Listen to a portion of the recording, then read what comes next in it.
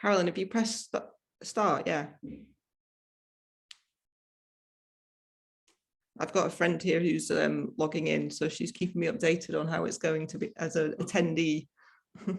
Super. So I can see that people are joining at a great rate now. It's just over 30, 34, 35. So we'll give us just a few little moments to get the numbers up and let everyone get settled. So a couple points to notice as we are recording this webinar, attendees won't be on screen. It's just for our records and for those who we know can't make it. We'll start very shortly. You can enjoy the awkward silence, or Karen and I repeatedly saying welcome. Karen, I'm going to hand control over to you just now so that I don't forget in a few seconds time, just so that you're able to actually take control. Great, thank you. Thank you, Carolyn. Thank you everybody for joining. I think we'll just begin. Really grateful that you've all given up your time to come today, and really excited to have such a wonderful group of people here to talk to you and to share some insights, not just around the pole of possibility, but some of the themes that we're really wanting to share through this project. So I would like to begin by, first of all, very importantly, thanking our sponsors. Without this, none of this would be possible without these wonderful organizations that have supported us. Antarctica's remote and distant and difficult to get to, financially difficult to get to, but also the technology that is needed for someone with my position, being paralyzed from the chest down, to go into such an environment is quite significant. So a lot of our sponsors work in the arena of technological advances, really, in both mechanical and medical arenas that really will enable me to be in this environment. So we'll talk more about that later. Before I introduce the agenda and our speakers, please would you enjoy the video that I'm going to share, which introduces an overview of the pole of possibility and what it's all about.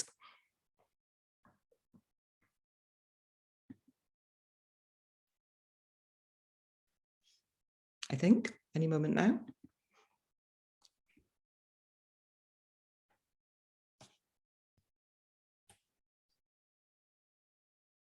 I'm Karen Dark. I'm a former Paralympic hand cyclist. So I'm paralysed from the chest down, and for the last 14 years, I've been with the Paralympic cycling team.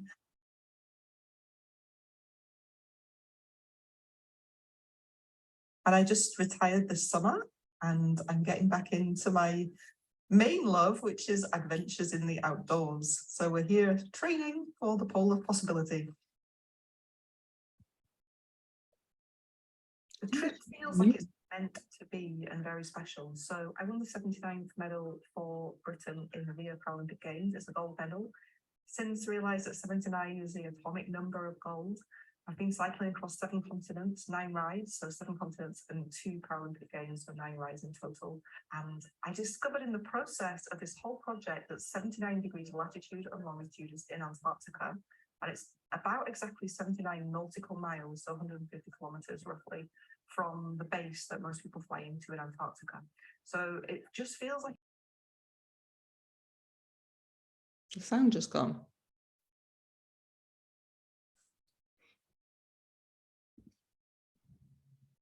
Yeah, the sound's gone. Okay, not sure why the sound has gone. I love to ride bikes, but I love to ride with my arms. I fell off a cliff about 30 years ago now, so I'm paralysed from the chest down. And I've spent the last 15 years on the British Paralympic cycling team. But in that time, I've really missed getting out into nature.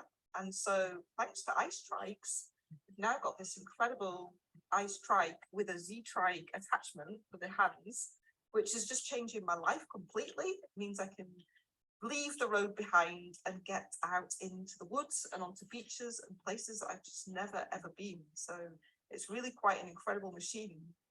I've always had an adventurous streak, and I love going into places that it's harder to get to, but I suppose my circumstances, being paralysed from the chest down, mean that I always have to find unusual creative ways to get there.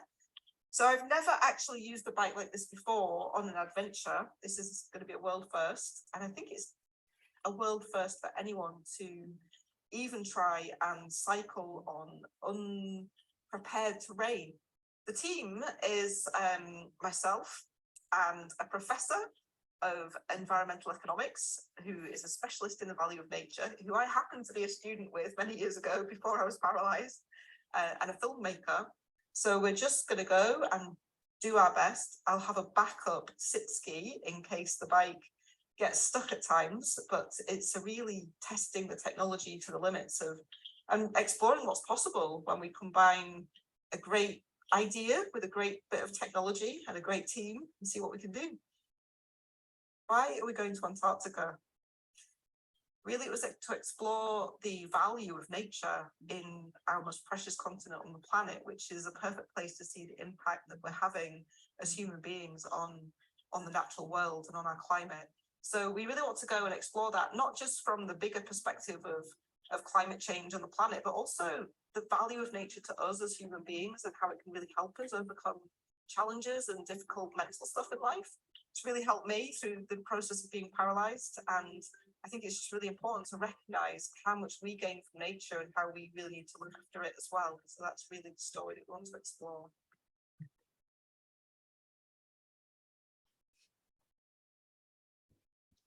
Apologies for some of the sound problems there.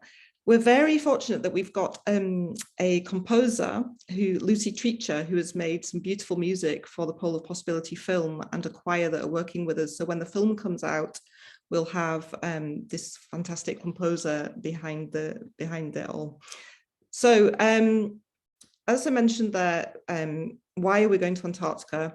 Before I get into the reason for the expedition and some of the purpose of it, I'd really like to welcome all of our speakers. We've got a great, wonderful collection of people that I've been fortunate to come across in my journey. Thank you to all of you for being here. A special welcome to James Dath, who's representing the Taskforce for nature-related financial disclosures and the UN in relation to climate change, to His Holiness Khedrupchen Rinpoche, who is a very special person that I was lucky to meet recently in Bhutan, who's a very, very spiritual person, who is our spiritual ambassador for the Pole of Possibility. Thank you so much for being here. Dr. Ros Savage, who has rowed the oceans and became an environmentalist in the process of seeing the damage that was occurring. And Ros, you can tell us more when we get to you, but moving through this landscape that's quite complex. And Mike Robinson, the chief exec of the Scottish Royal Geographical Society. And then my teammate, Mike, Professor Mike, and our filmmaker, Mike, who can't be with us in person today, but you'll meet him. And thank you to Carolyn, who represents one of our sponsors, who's helped host today, and to all of you for joining. Okay, so just to perhaps kick us off with the context for this, please can I introduce James, and thank you for being here. Perhaps you could say a few words about your work. Thanks, James. Thank you, Karen, and hello, everybody. It is an absolute pleasure and privilege to be here. As Karen said, I sit within an initiative called, a rather wordy initiative, apologies, the Taskforce on Nature-Related Financial Disclosures, the TNFD, which is a follow-on from another wordy organization called the Taskforce on Climate-Related Financial Disclosures. And I think the importance to understand these initiatives is that what is very encouraging is to see, the real world really waking up to the importance of both climate and indeed biodiversity. When I say climate, I'm talking about climate change, and biodiversity, talking about biodiversity loss. And from our perspective, what we're trying to do is to try and enable companies and financial institutions globally to be able to assess and understand their impacts and dependencies on the natural world. I think it's all pretty clear to us now, hopefully, that climate is changing for the worse. We've all seen or experienced longer periods of droughts, more frequent and fiercer storms, heat waves, wildfires, and everything related to that. But I think perhaps less understood and less appreciated perhaps is the understanding around biodiversity loss and ecosystem degradation. And the point is, you can't tackle one without addressing the other. It's kind of a two-way process, you know, whereas climate change is one of the main drivers of biodiversity loss, but similarly, destruction of ecosystems undermines nature's ability to regulate greenhouse gas emissions and ultimately protect against the likes of extreme weather, and is therefore accelerating climate change. There was I think I had a slide which I sent through, which is a great visualization, a rather depressing visualization. I don't know if we can access that now at all. Is there a slide coming through? I just have this one. Sorry if there's another Where one. is that? Where is it? No. Oh, we have it there. Sorry, I didn't see it there. So perfect. So it's a very straightforward visualization. At the top, you have some colored bars representing the increase in temperature over the last, I think it's 120 years. It's a bit longer actually. And then on the bottom, you have the colored bars obviously becoming less colorful over a period of time, which is illustrating biodiversity loss. So there's a correlation there, but obviously correlation doesn't create causation, but it is actually a causation there. There is a very, very strong link between climate change and biodiversity loss. And the key component in both, sadly, is us. We can hold our hands up collectively and say, you know, we are the main cause of that. And so how do we understand that? How do we look to start to address it? It's hugely important. I could go into detail around how depressing it is. Let's not. We have all heard how depressing it is and how severe and serious the situation is. But I think what I'd like to focus on is around hope and context, right? I think there's an expression that I often refer to where humans can survive without food for 30 days, without water for 3 days, without air for 2 minutes, but without hope, all is lost. And I think it's important that we understand that, and you know, we all grab hold of hope and understand that, you know, we need to really embrace change in a positive way, understand our impact on the planet, and really work together collectively in ways to really solve this crisis, this kind of dual crisis. And the other point around that is on context, right? I work a lot with data analytics, and I'm flooded with inordinate amount of data sadly looking at biodiversity loss in the main. But without context, data doesn't really mean a great deal. And I think it's super important, you know, just kind of tying in this expedition that Karen is going on, because we will be getting some real world insight from one of the most extraordinary ecosystems on the planet. And I think things like that are really important to bring home to us as individuals, to really get a sense of exactly what is happening. And indeed, you know, that understanding of the necessity that we need to address it. And I have to say, in the work I've been doing, certainly I feel positive that there is certainly a higher level of engagement globally with the severity of the situation, and a real need to address that. And I say that hand on heart. You know, I speak to large global financial institutions, I speak to companies, I speak to governments, I speak to everyone, and top of the list is an understanding of the need to address these twin issues.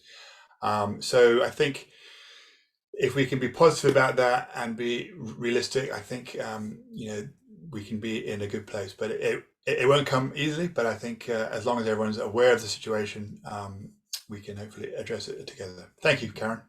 Thank you so much. Thanks. And yeah, it speaks very much to the questions of why would we even go to Antarctica. I've rightly so been challenged by friends about why would you even go there when the climate is so fragile and it's such a precious place. It's not been an easy decision to go, and it feels a very privileged position to be able to go to Antarctica. And I feel a responsibility in that process. I know the whole of our team do. If we're going, which we are, then we really want to bring something valuable, explore this continent, share the story. and make a film and really share what we discover there, and these messages that James started to introduce us to there. Sorry, I know you as my brother's running friend Jimmy. So the vision for the Pole of Possibility is to inspire really what James just said, possibility thinking from the ice, that our world can be a healthier, happier and more sustainable place. And our mission is to create more ice. So by ice, we mean inner gold, connection and enabling environments. I think you're starting to understand what we mean by these things. And I know that through my own journey, becoming paralyzed and many of life's challenges, it's very easy to spiral down into despair, into helplessness, into negativity, into fear, but they don't really help us. What we need to do is to spiral up into hope, possibility, belief, and that can really help us if we're collaborating and connecting with different schools of thought and different countries and cultures and technical fields, and also creating enabling environments that can really enable possibility to happen. I think I might go very quickly through these next slides, but I think you've realized the journey was inspired by me winning the 79th medal in the Rio Paralympic Games. 79 is the atomic number of gold, and for me that speaks to inner gold, because when I won the gold medal, I was never under any illusion that it would make me any happier or any better of a person. It's all about the journey that we're on and how we find that precious space within ourselves day to day, and His Holiness will speak to us, or perhaps maybe just be with us shortly to that theme of inner gold. I've also been inspired by a journey through the Australian landscape, following the Murray River from source to sea, and seeing how the ecosystems there were just completely degrading in response to trying to grow crops in an environment that's essentially a desert, and by bringing water into this region that isn't even there. And that really spoke to me towards the end of my athletic journey, where I was destroying my own ecosystems within my body by just expecting too much, demanding too much, taking too much from my own energy. So that kind of relationship between the individual and how we look after our own ecosystem, if you like, and the bigger picture, the macro level and the bigger ecosystem, there's a good, strong relationship there. I've also been inspired by these charities who are our partner charities, and any excess funds that we raise, we hope to support these charities with. The Polar Academy, Iona was going to be part of our team. She's one of the early graduates of the Polar Academy who will do some fantastic work. Craig Mattison started the charity. Craig, I know you're here today. Thank you so much. And Iona and the young people that the Polar Academy work with tend to lack self-belief and confidence, and the charity really help young people build that up.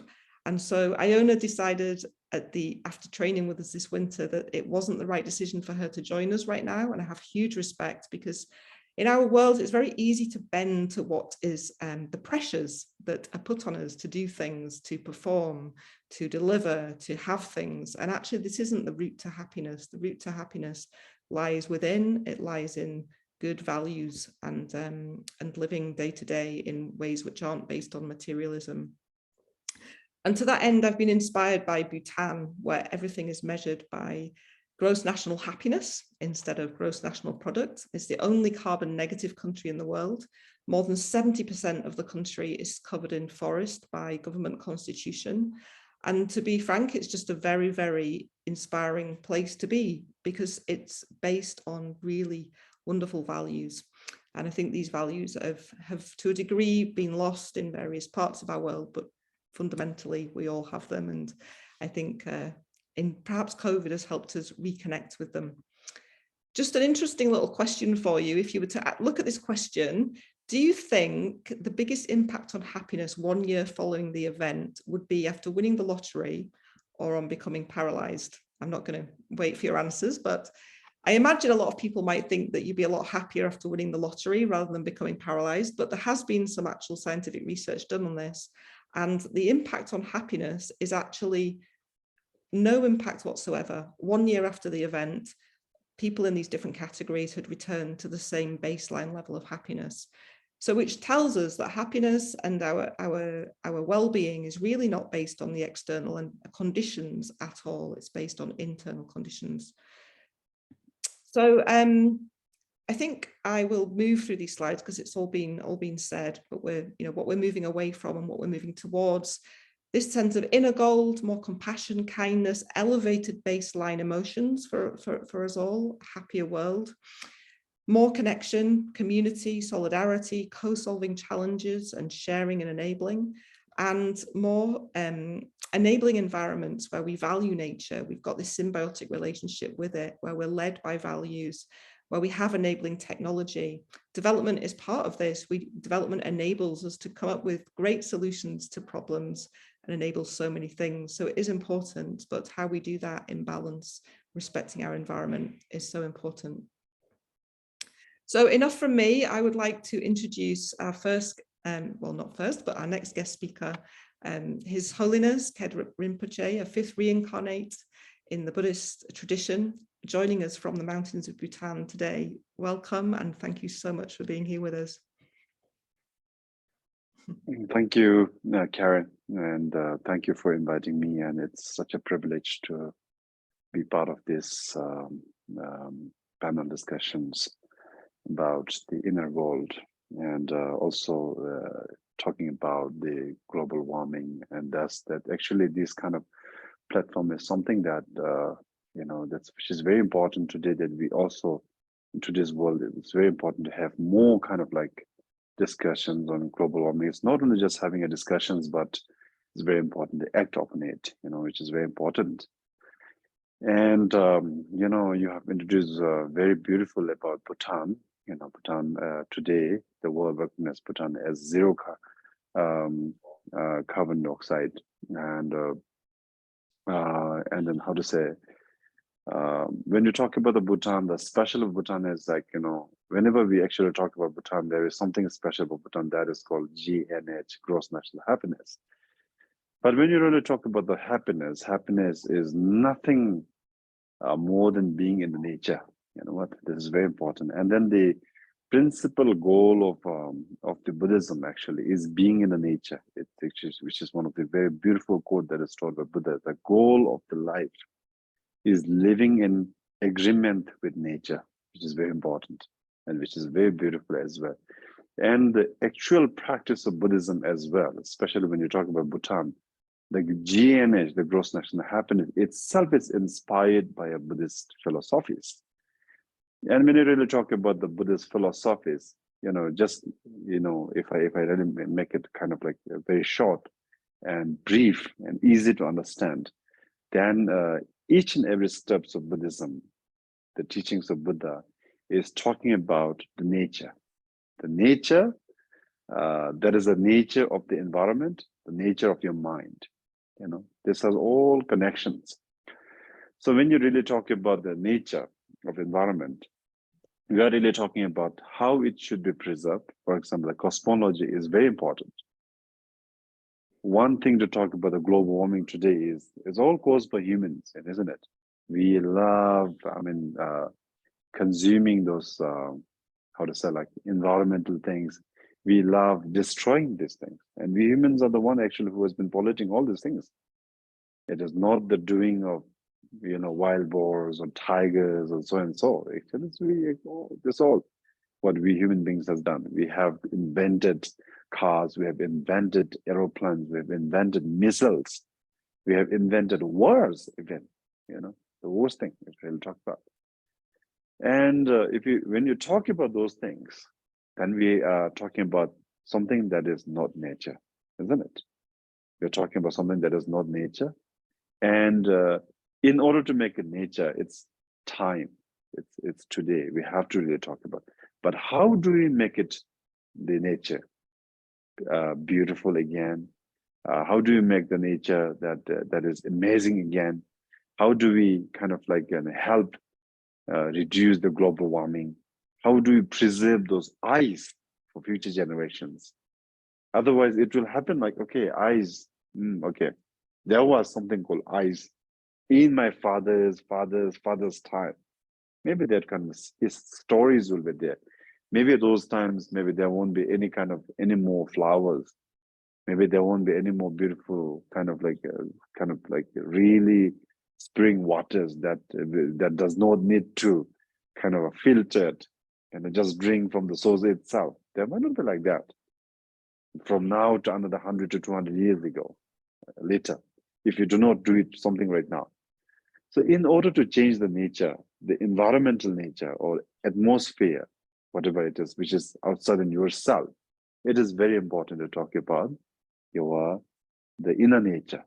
The inner nature, we can also talk about the inner gold today. We can talk about your mind, which is like a gold, but which the mind itself is right now covered by so many dust, pollutions, okay? Because of this emotional dust, let's say, we have this grasping, we have this attachment, we have this want, we have this anger, we have this grudge, so and so, all those things. These all emotional things has polluted the nature of your mind. And because of that, we want to have more. For example, if you have a kind of like, enough foods to eat, we need more, isn't it? You are not just enough with a bowl of rice. Maybe you want to have some more, kind of like a little more kind of like different test of foods, maybe buckwheats.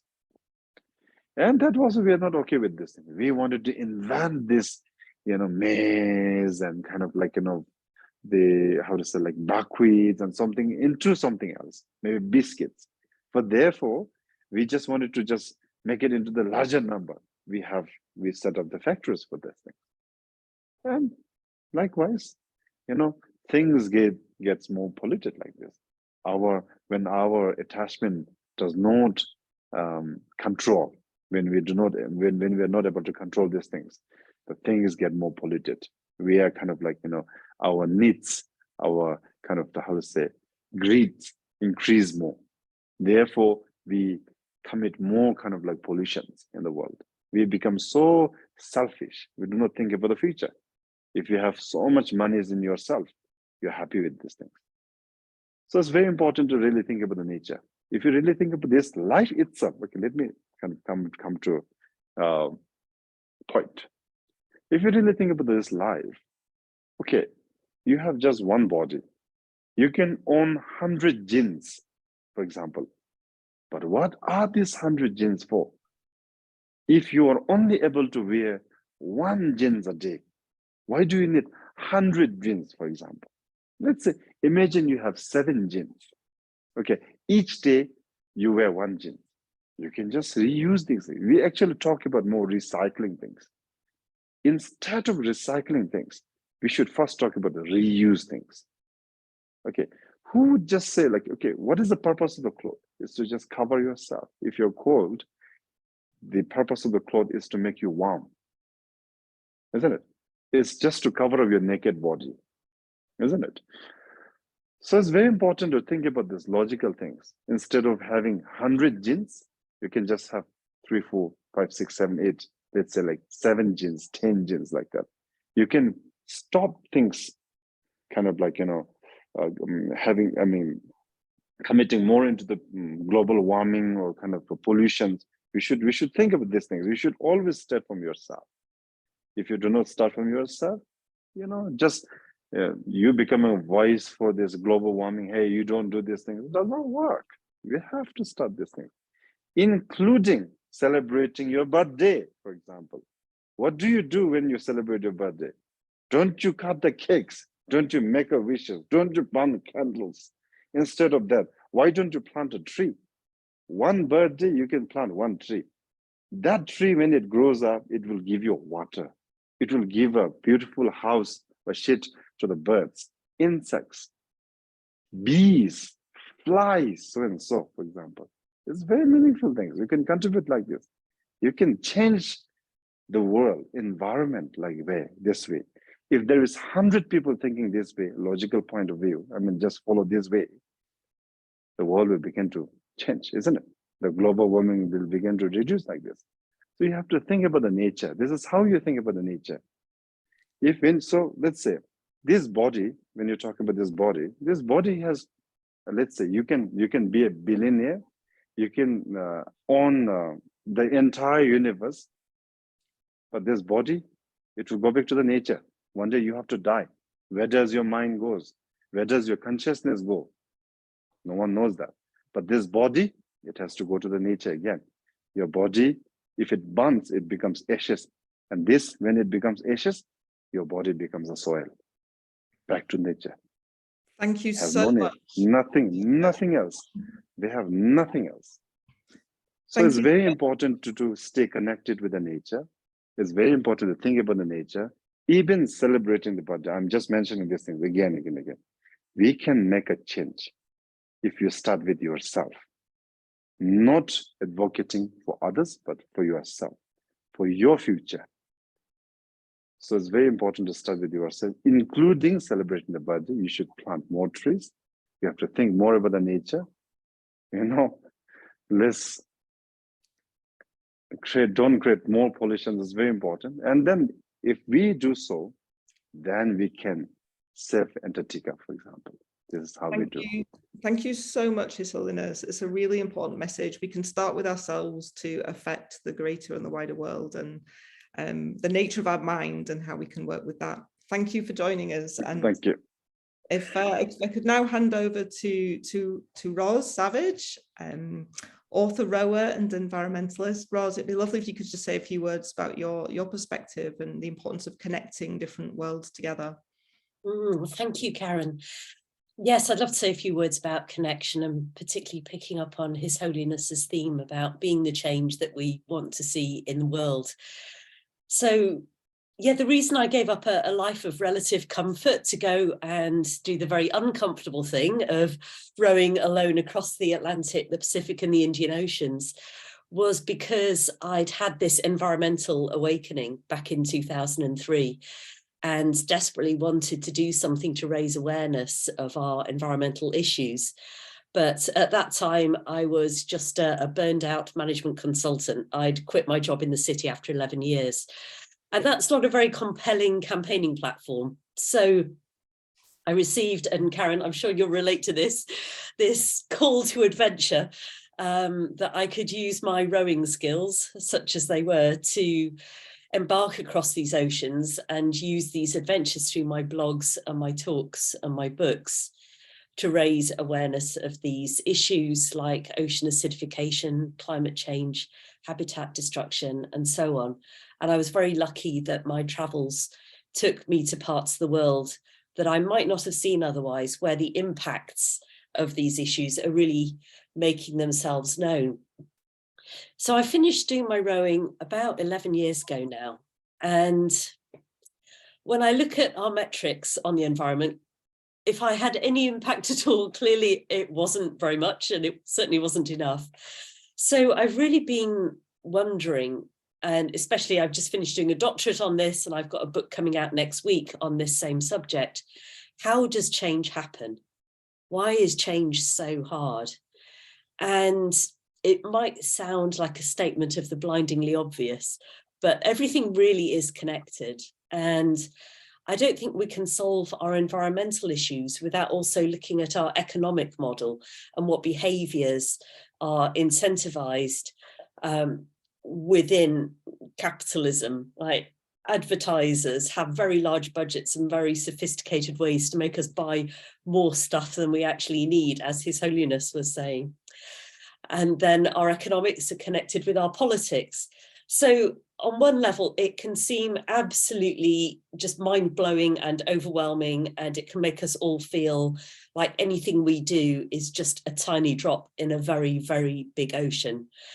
But this is why I actually called my book The Ocean in a Drop. It's from that Rumi quote about you're not just a drop in the ocean, you are the entire ocean in a drop.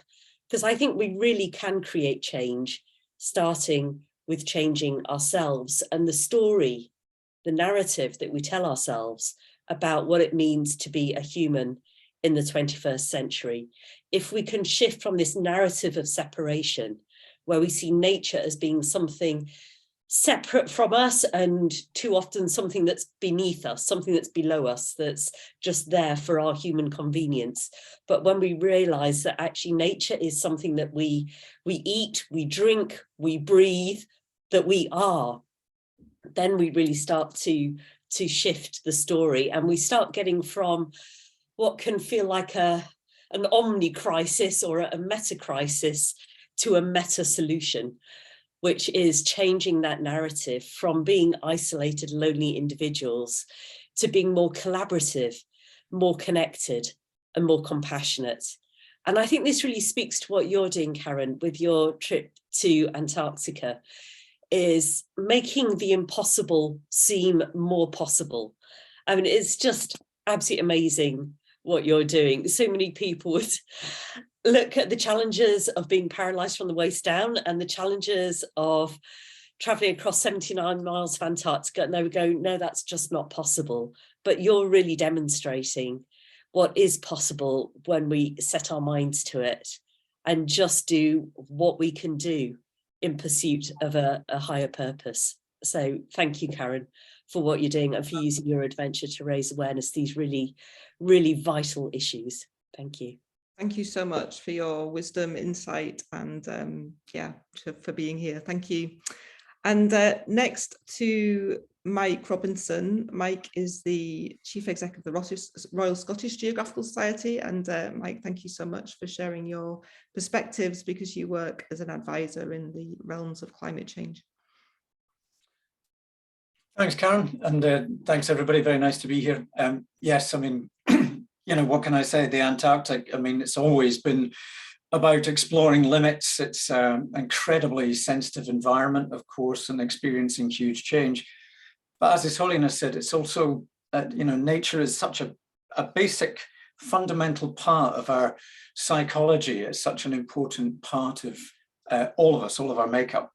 But it's also practical too. We need nature. We need these spaces. We need to control climate change. I mean, the Antarctic, of course, you know, 60% of fresh water locked up in the ice there. You know, climate change and biodiversity loss are not, they're not optional. They're things we have to deal with, we have to tackle. This is challenging for everyone. And I think there's a sort of analogy there immediately, because Antarctica is challenging for everyone too. But it was sort of Karen's Murray River trip actually that caught me. That echoed one of the most famous early explorers, probably the most accomplished explorer of the last century, Hubert Wilkins, who suffered throughout his childhood in Australia with a significant drought. And he understood even back in 1900, 1910, that there was a significant link between what was going on at the poles and what was going on in his own experience. And he understood that connectivity, and he was absolutely obsessed with this idea of, if you could understand the poles better, you could understand and influence the global weather system. So a man very much ahead of his time. The RSGS has a long history of working with these sorts of explorers, with many of the great names in polar exploration. And the Antarctic, as I say, very much around that sort of idea of exploring limits. But for someone who's worked in climate change and biodiversity for the last 30 odd years, I've also learned that it needs much more than sort of that challenge and exploration. I agree with James, it also needs a sense of hope. And for hope, you need inspiration, because you need to believe that different things are possible. You need to understand that you need to see people doing some of these things and making those changes. And I think inspiration is really important, actually. Despite, and perhaps because of the isolation of the Antarctic, it has always been about challenge, but it's also inspired people for generations. And I think Karen, particularly in this endeavor, I mean, she's a remarkable athlete, but absolutely part of what she brings to this is that inspiration. And I have to say that I'm delighted to therefore be able to add her to our explorers in residence. So I'm delighted Craig's here as well. Craig was our very first explorer in residence and set up the Polar Academy. But I would not only like to wish Karen luck with all of this venture, but I'd also like to present her. I know we've sent this to you, Karen, but we'll get it to you when you're home, as an official explorer in residence for the Royal Scottish Geographical Society. And can I just wish you all the luck with this adventure.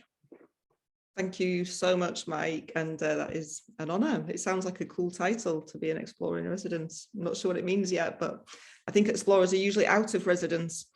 Thank you to all of our speakers, amazing. And I'm going to whiz through just a couple of slides before I hand over to my teammate, Mike, Professor Mike, just conscious that we are overrunning. It's typically optimistic of me. I just want to briefly give you a few images of some of the enabling technology that I'll be using. Back 10 years ago, I tried out this particular ice trike in the wilds of Norway, and it really didn't work very well. It ended up being towed around a bit like a dog on a lead, and I ended up sitting in a sit ski.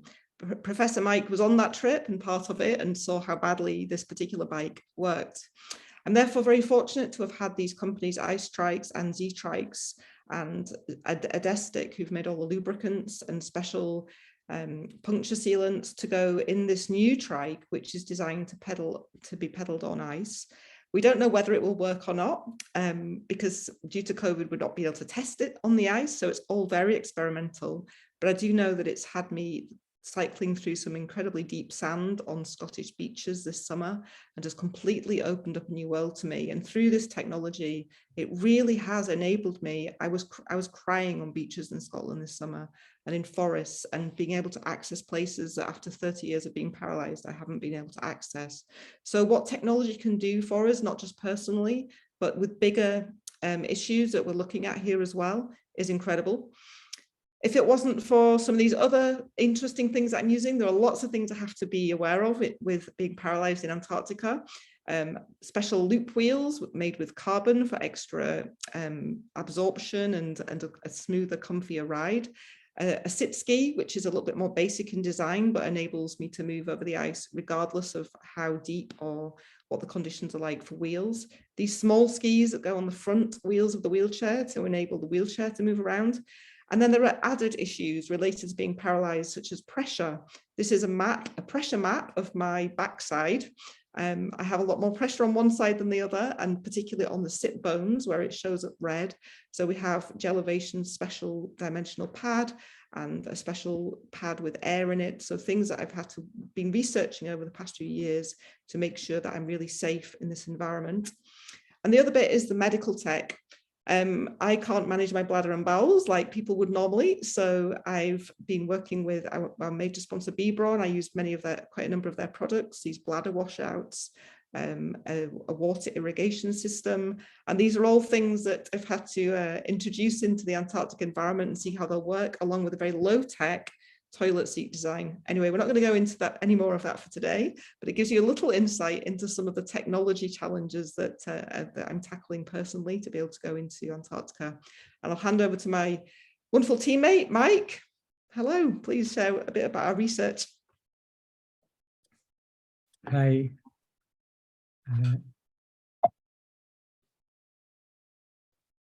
Okay, Mike, you got the... I'm just getting control. Okay, there.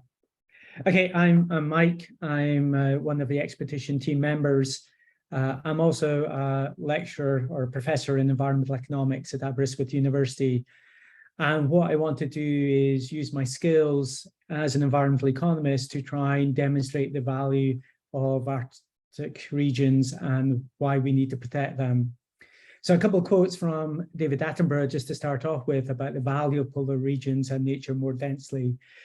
So nature is a great source of excitement, of visual beauty, of intellectual interest, and it's very much contributes to making our life worthwhile living. However, he also says that the natural world is changing, and we're really dependent on the natural world for food, water, air, and lots of other what I would call ecosystem services. And so we really need to protect it. And my research kind of goes into that, and I'll describe that in a moment. First of all, in terms of Antarctica, it's a big continent, so 14 million kilometers squared, and the ice is up to 4.7 kilometers thick. And it contains about 60% of the world's fresh water. And if all the ice melted in Antarctica, sea levels would rise by 70 meters. And obviously we're not going to reach that, but there is a sea level rise. Antarctica is also an important place for biodiversity, lots of endemic biodiversity only found in the south.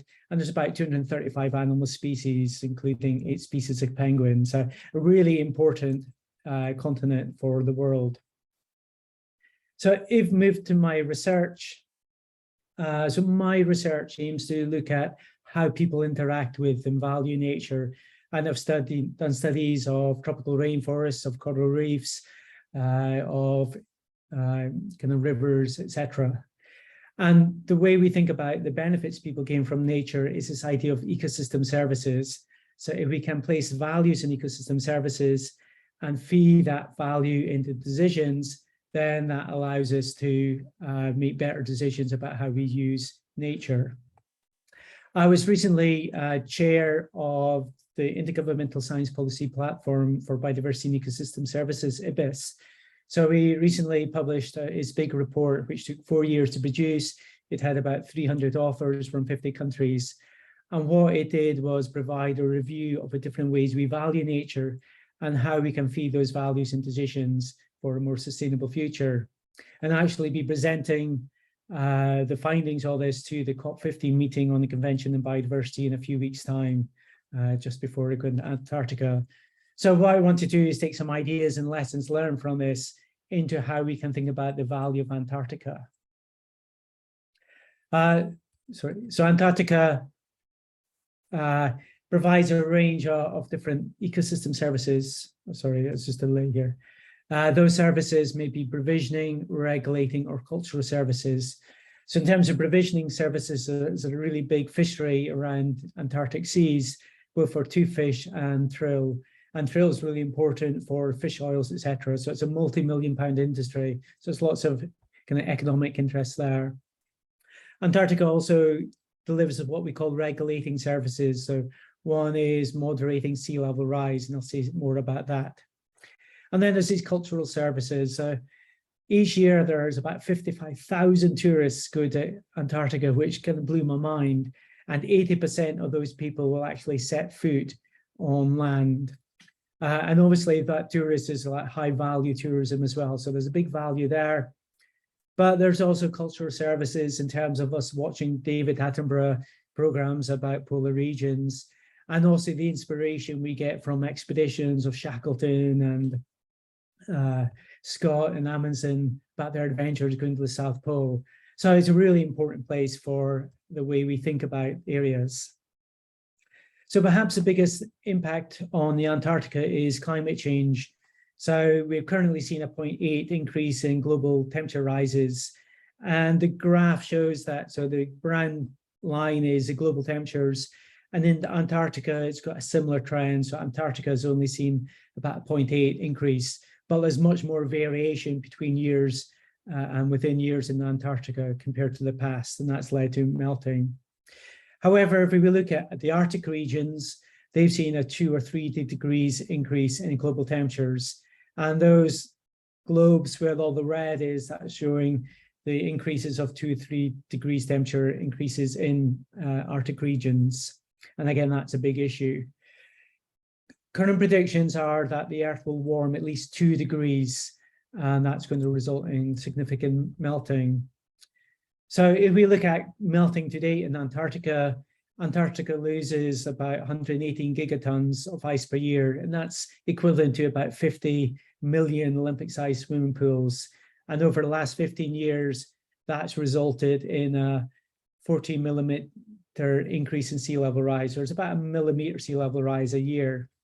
And you might say, well, that's not enough or very much.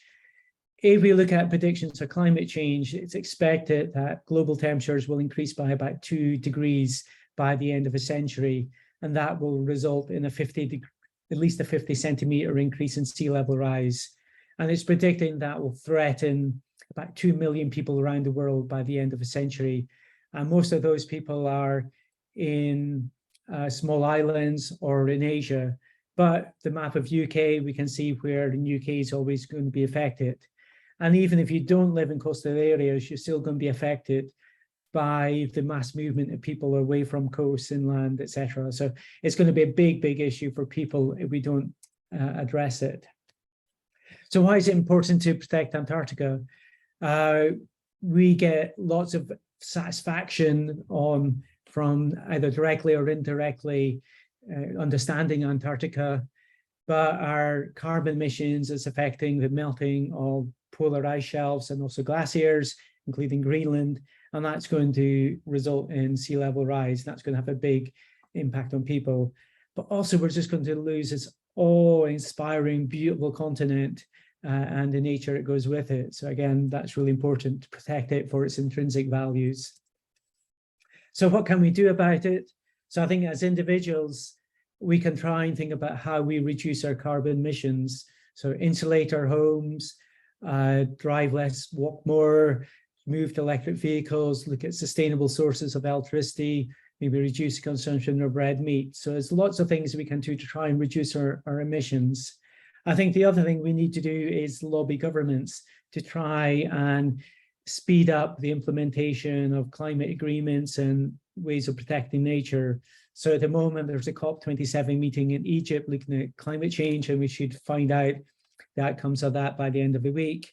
And then in December, there's a COP50 meter of the Convention in Biodiversity, which I'll be attending. And again, that's really important for setting targets to reduce biodiversity loss.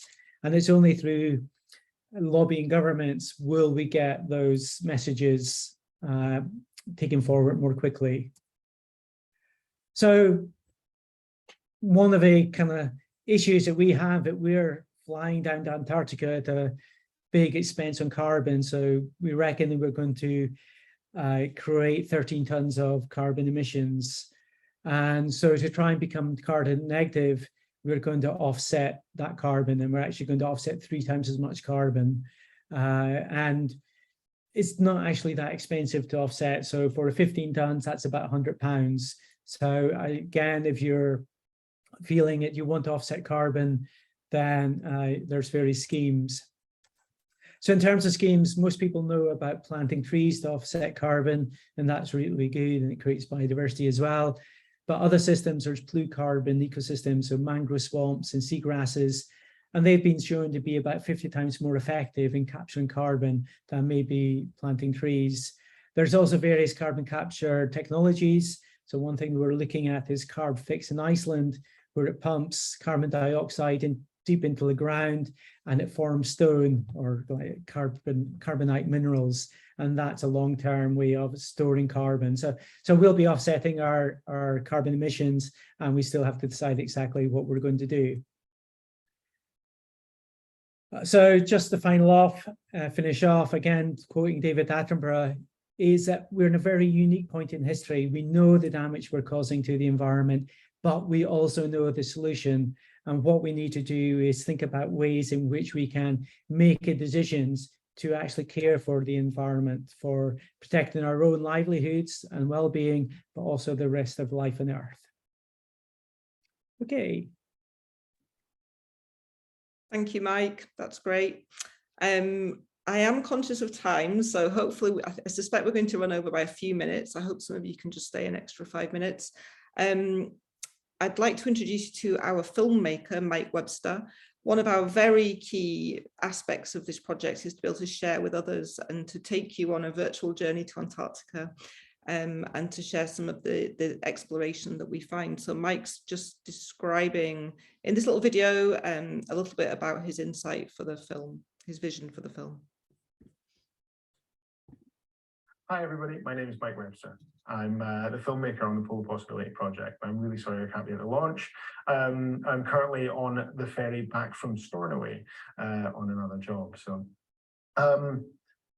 my remit is to make a film, basically, about the polar possibility, about the journey from Union Glacier to the polar possibility at 7979, and look at the themes that is embedded in Quest 79 about what's possible when you really set your mind to it, looking at Karen's story and the evidence that helps support this greater theme, and then really looking at the reciprocal relationship between people and the wilderness and wild places and the earth, that micro to macro idea of, you know, the impacts of wilderness and wild places on people and our mental health and healing and what we can really do, and then the impact that people are having on wildernesses and wild places and the planetary health as a whole.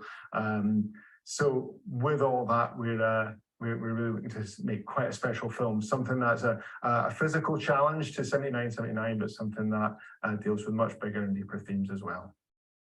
What we really want to do with this film is we want to create a feature film that will go to festivals and reach audiences there.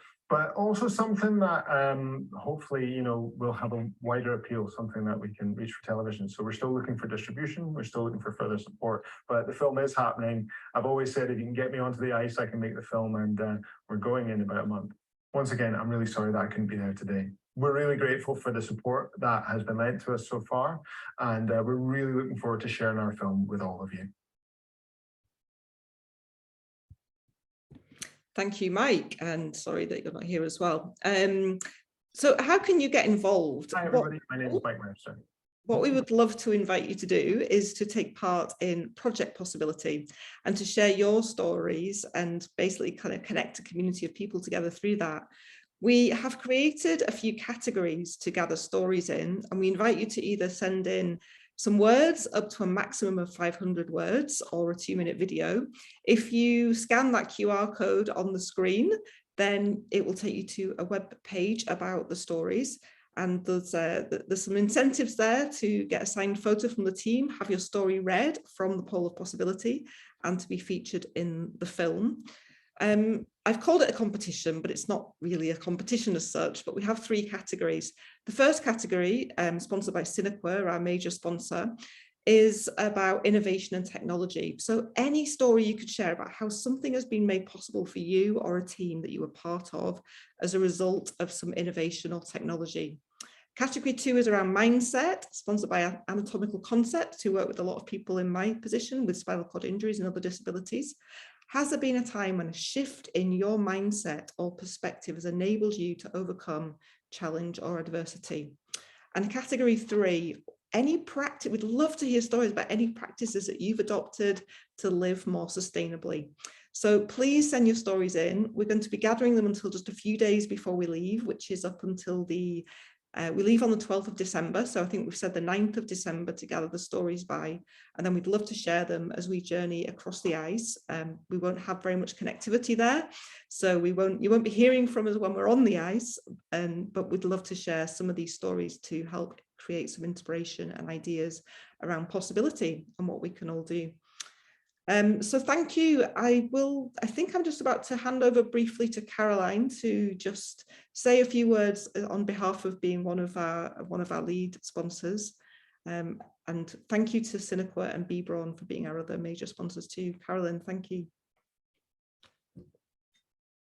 Thank you. I had to wait to unmute myself there. It's a real privilege to be able to speak to you all, and great to see so many of you have stuck around with us for the full hour so far. To give you a quick bit of information about us, we're Anatomical Concepts, and we're here to improve the lives of people following a catastrophic injury or illness. And I actually came to the Pole of Possibility kind of sideways, because I knew Mike Webster, the documentary filmmaker, in a past life, and it was happening in that wonderful serendipitous way upon a post of his on LinkedIn that introduced me to the Pole of Possibility and to Karen. And immediately we saw that there was a synergy between our values and the values of POP. We are bringing technology to people, combining it with experts. We see that human ingenuity and human spirit combined really can bring about superhuman effect. And I don't think that could be epitomized in any better way than this challenge to going to 7979. So really what I wanted to say as a funder, I want to see this project succeed. And you may not know, but we are actually not quite there yet on our funding goal. We are still £16,000 short to actually get to the goal of 7979 with the equipment that these guys need to do it successfully and safely. As you can see, there's been a huge amount of support through other funders, both in terms of cash going in to just get them on the ice, to adapting equipment. We're still looking for people to help support us while these guys are on the ice, sharing the message. Anything small that you can do, any funds that you can put towards this project, we would really appreciate. What I see here is not just the immediacy of what's going to happen over the next few months, but sharing this story for years to come. And that is what we at Anatomical Concepts want to do and want to continue doing, is have a platform to spread this message of hope, this message of human ingenuity, and the fact that when we collaborate on something together, we really can make a difference to our lives and to the lives of everyone globally. So please do scan the QR code there, have a look at our GoFundMe. Please check out Karen's blog and all the ways that you can connect with us, because it is an exciting project to be part of, and we'd love you to share your stories and be part of that too. Thank you so much, Carolyn. So some key dates that are coming up are, we've got another event. We've got another event on Wednesday, the 30th of November. It's a bit more informal, a Q&A with the team, open to families, anyone who wants to join, 7 p.m. UK time. Departing Britain on the 12th of December, arriving in Antarctica on the 18th, and we believe that we will be creating the Pole of Possibility towards the end of the year, possibly on the 30th of December, maybe on the 31st. If we're running a little bit behind, it might be the 1st of January, but sometime around there. So please follow our journey. There are places that you can follow us. I think I have a wee slide with some of this on. So Instagram is at popchallenge79, Twitter at popchallenge79, and blogs will be on my website. Or you can connect with us on LinkedIn and we'll be doing updates there. So that's the end of our session. Sorry, we overran just a little bit, actually not too much in the end. If you would like to stay for a few minutes, if there's any questions, I know we haven't had time for those, or please join our event in 2 weeks' time if you'd like to have a bit more interaction with the team and specifically ask us some questions. But otherwise, huge thanks to everybody for joining, for sharing your time, to all of our speakers for your wonderful insights and the work that you do, and to Carolyn for hosting, and to all of our sponsors for making all of this possible. Thank you so much. Thanks.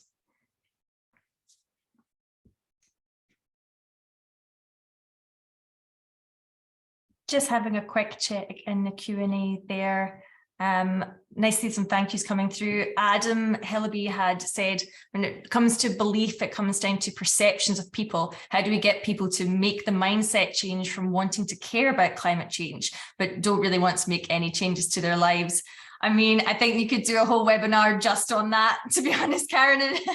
I think we could, but I also think it's really important, and it's something that I know we'd like to address through the film. So that's something that we'll really explore and try and dig deeper into as we share the story through the film. Thanks, Adam.